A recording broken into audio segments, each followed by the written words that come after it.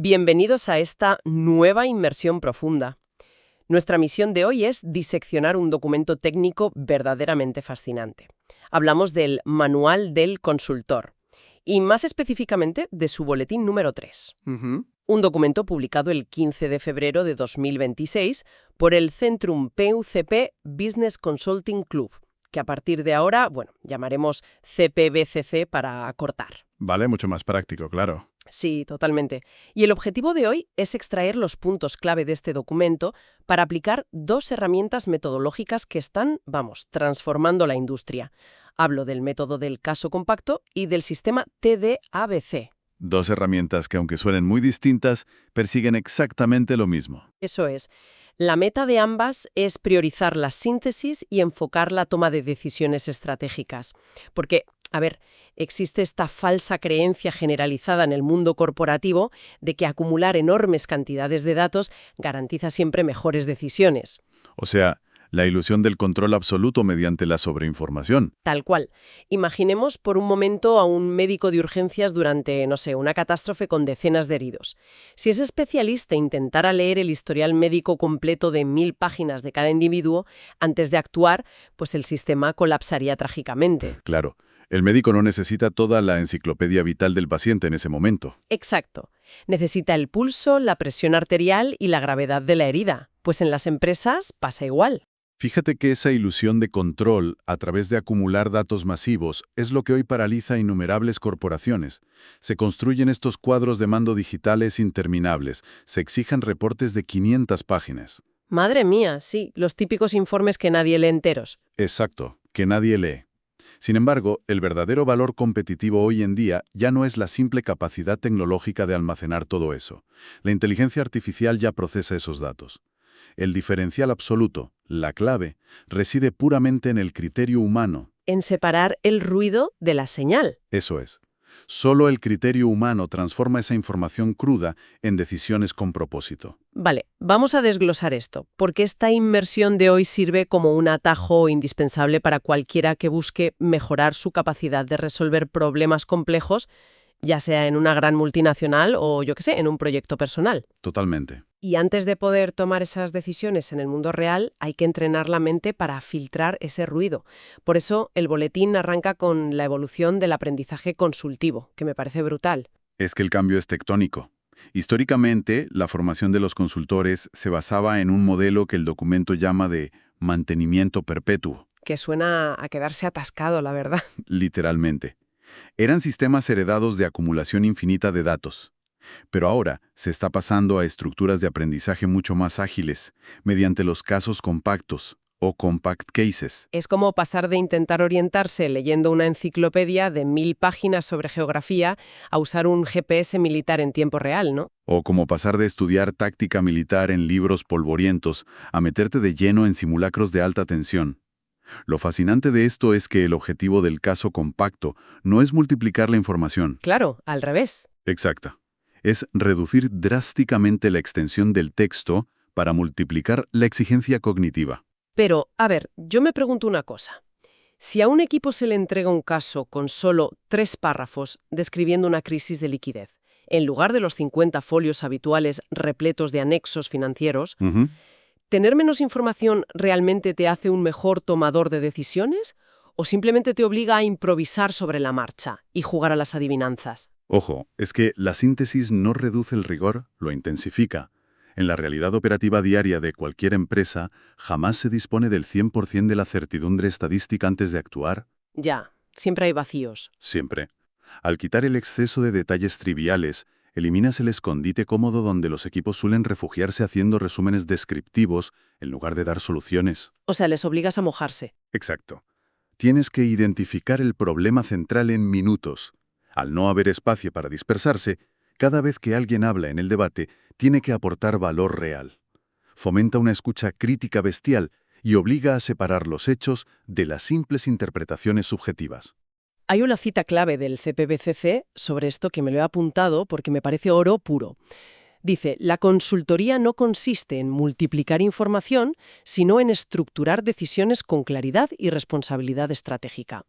Es un cambio de paradigma monumental. Dejas de ser un erudito que acumula datos para ser un arquitecto que construye soluciones bajo restricciones reales. Vale, de acuerdo.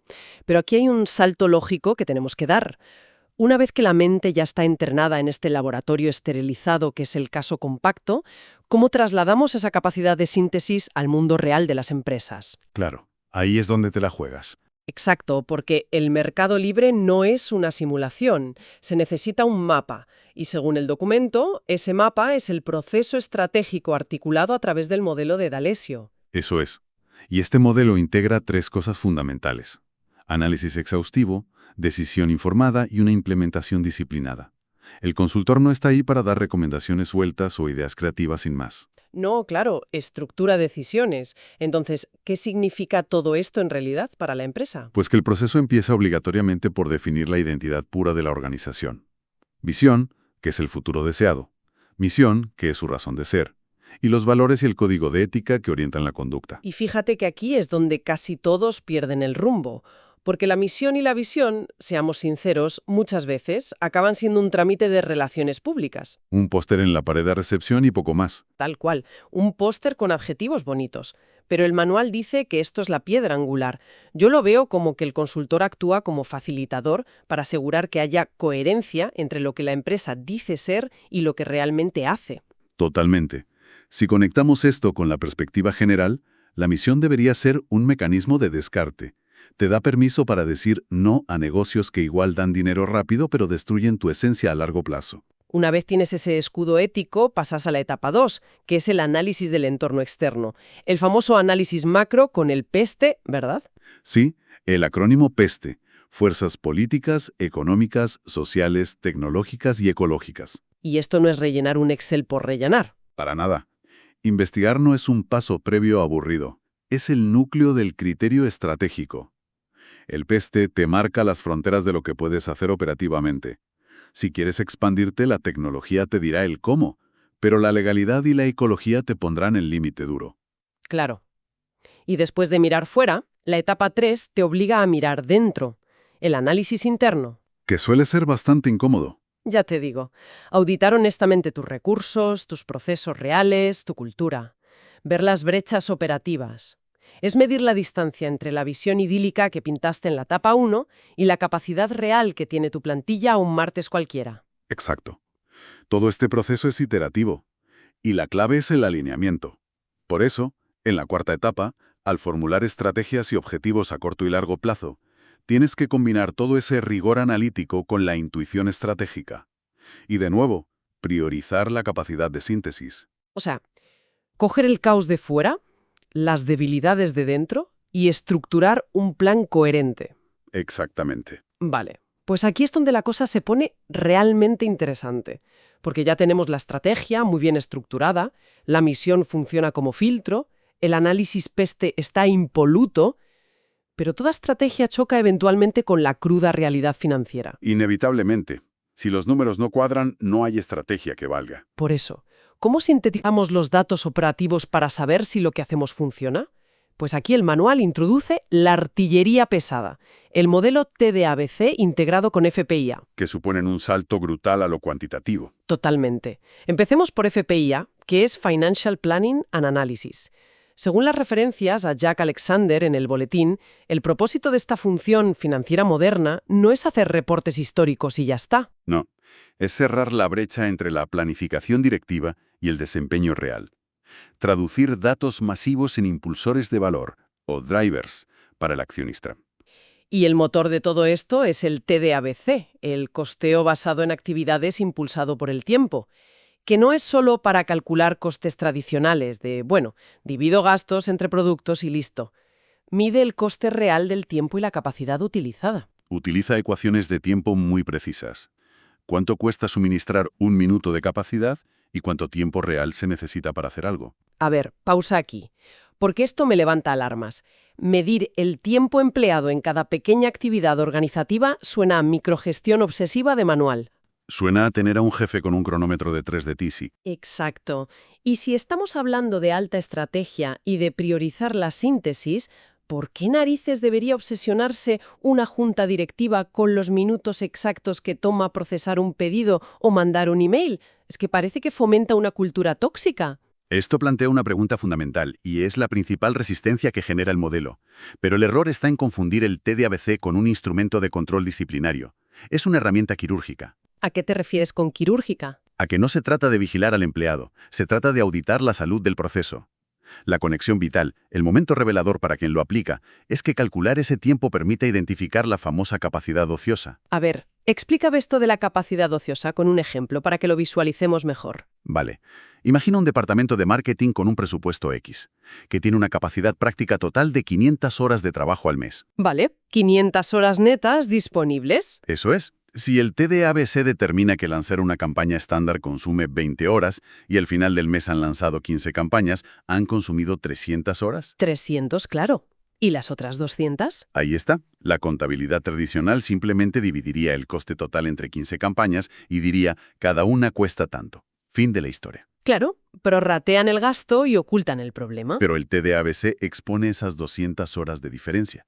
Esa es la capacidad ociosa. Hacer visible esto cambia por completo el diálogo directivo. O sea, pasas de decir hay que recortar gastos y despedir a alguien a preguntar ¿por qué se pierden esas horas? Exactamente. Es culpa de un software obsoleto, reuniones inútiles, flujos de aprobación lentos. Convierte la síntesis de esos datos temporales en pura toma de decisiones enfocada a rediseñar procesos. Claro. No recortar a ciegas, sino esculpir eficiencia. Y de hecho, las fuentes detallan 4 impactos estratégicos de priorizar esta síntesis de datos. El primero es llegar a un nivel granular alucinante. Permite ver la rentabilidad real por cada cliente, canal o artículo. Dejas de ver márgenes globales ciegos que muchas veces engañan. Te das cuenta de que el cliente más grande igual te está dando pérdidas por el tiempo que te consumen devoluciones o quejas, ¿verdad? Tal cual. Y el segundo impacto es el que hablábamos. Fortalece el presupuesto exponiendo esa capacidad ociosa. Lo cual nos lleva al tercero, la creación de valor sostenible a largo plazo. Identificar qué segmentos te generan retorno sobre el capital y cuáles operan como agujeros negros consumiendo recursos en silencio. Todo esto culmina en el cuarto impacto, que es vital para nuestra audiencia. Eleva el rol del consultor o del analista financiero. Sí, pasa de ser un simple optimizador de costes con una calculadora a convertirse en un auténtico arquitecto de decisiones. A través del modelado de escenarios. Si conoces el coste exacto por minuto y tu capacidad ociosa real, puedes modelar el futuro sin riesgo. ¿Qué pasa si eliminamos este segmento europeo? ¿O qué pasa si automatizamos este proceso de atención al cliente? Tomas decisiones enfocadas basadas en hechos, no en corazonadas.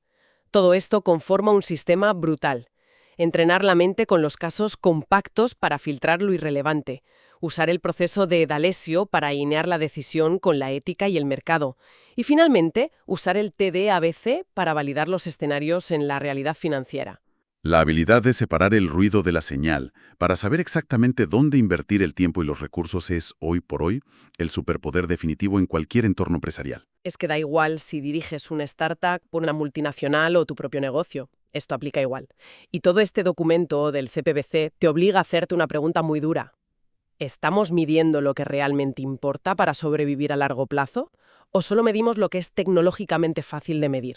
Gran pregunta. A menudo medimos lo fácil y nos engañamos a nosotros mismos. Y fíjate, para ir cerrando esta inmersión profunda, me gustaría dejar una reflexión en el aire, construyendo sobre todo lo que hemos analizado hoy. A ver, cuéntame. Si los algoritmos y la inteligencia artificial llegan, que van a llegar, a un punto donde calculen el TDABC a tiempo real en milisegundos. Que lo harán, sin duda. Sí, y si además son capaces de generar esa síntesis inicial de los escenarios estratégicos en un par de segundos cruzando millones de variables, entonces se convertirá el juicio ético, la empatía y la filosofía humana en la única e indispensable habilidad dura del liderazgo del futuro. Ostras, es que si la máquina te dice perfectamente el cómo y el cuándo, el humano será el único capaz de decidir el por qué. Qué reflexión más potente para terminar. Completamente de acuerdo. Pues ahí dejamos la semilla. Invitamos a quienes nos escuchan a que sigan cuestionando sus propios procesos, huyendo del ruido y enfocándose en las decisiones con propósito real. Damos por concluida esta inmersión profunda. Hasta la próxima.